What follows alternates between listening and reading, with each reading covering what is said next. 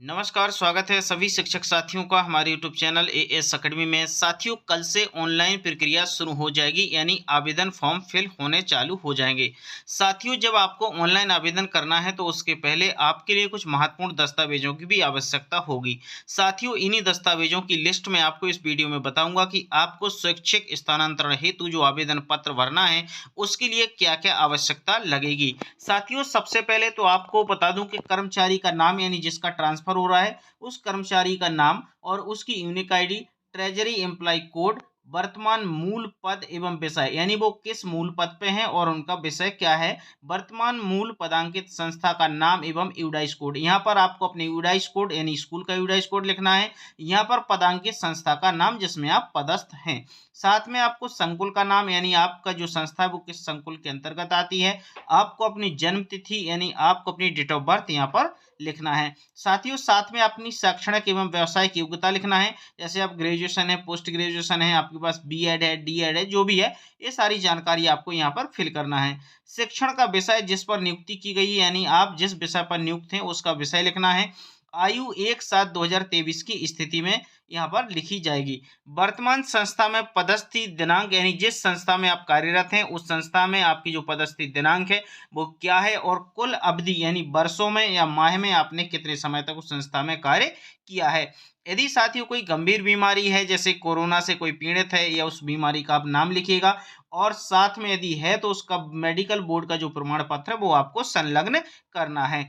इसके साथ में यदि विकलांगता है तो विकलांगता का कोई सर्टिफिकेट हो तो उस सर्टिफिकेट को भी आपको यहाँ पर लिखना है और उसका नंबर आपको यहाँ पर डाल देना है। साथियों, यदि पति पत्नी सेवा में हैं, यदि हैं तो उनके पति पत्नी का नाम और उनका मूल पद यहाँ पर आपको लिखना है। इसके साथ साथ में उनकी पद स्थापना स्थल, यानी किस स्थान पर वो पदस्थ हैं।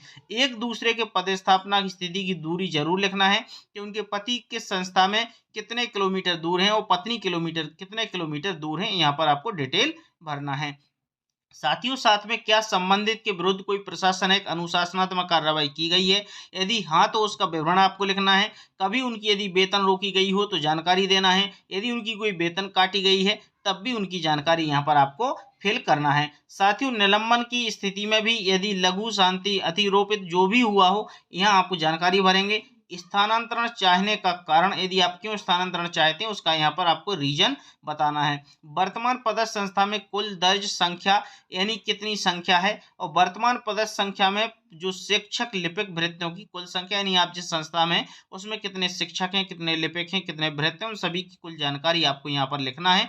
और उसके बाद आगे आपको स्थानांतरण हेतु चाहे गए रिक्त स्थानों की जानकारी निम्न तालिका में आपको अंकित करना है। साथियों, यहाँ पर आप देख पा रहे हैं, यहाँ पर स्थानांतरण हेतु चाही गई संस्था कार्यालय का नाम लिखना है, इसमें उसका डाइस कोड लिखना है, यहाँ संकुल का नाम लिखना है, यहाँ उसके विकास खंड का नाम लिखना है। आपको इसी प्रकार से पहले दूसरे तीसरे में जानकारी भरना है। साथियों, यहाँ पर आपको आवेदक के हस्ताक्षर, नाम, पद, पद संस्था का नाम और यहाँ पर मोबाइल नंबर, इसके साथ साथ यहाँ पर संकुल प्राचार्य का अभिमत, यानी संकुल प्राचार्य की टीप और हस्ताक्षर, नाम, पद मुद्रा सहित। यानी साथियों, इतने जानकारी मैं आपको बता दी है कि इतने दस्तावेज आपको ऑनलाइन फॉर्म भरते समय जरूरत पड़ेगी, तो इन सभी को रेडी कर लीजिएगा। इस पूरी जानकारी को नोट कर लें जिससे आपको किसी भी प्रकार की परेशानी नहीं होगी, क्योंकि वहाँ पर दस्तावेज अपलोड करना लास्ट में पड़ेगा, क्योंकि जब आप फॉर्म भरेंगे उसकी पीडीएफ निकालेंगे 500 KB से कम होगी। तो साथियों, इस सारी जानकारी ऑनलाइन फिल होगी, पूरी पोर्टल पर फिल होगी, इसलिए आप